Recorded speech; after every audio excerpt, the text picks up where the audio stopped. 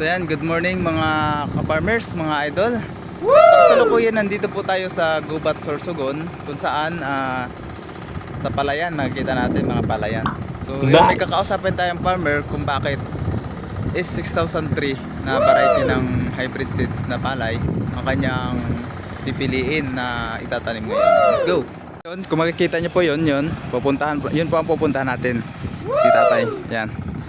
So let's go. Ayan.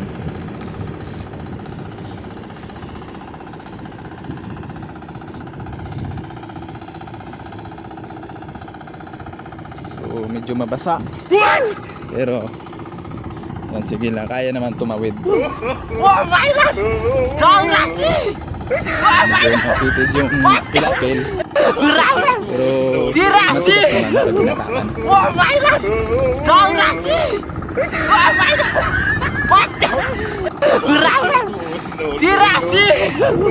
Oh my God! Songlasi! Oh my God! Pati! Dirasi! Oh my God!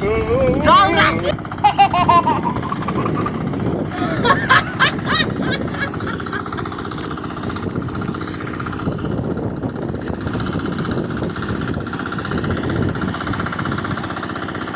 Sir. Yan, si sir.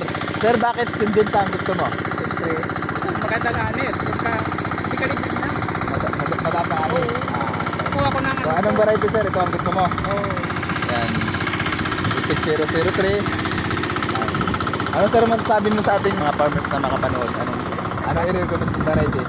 Na dapat dapat magkuha ka din ng ano, Syngenta. Para mataas ang ani. Para mataas ang ano, ang ani.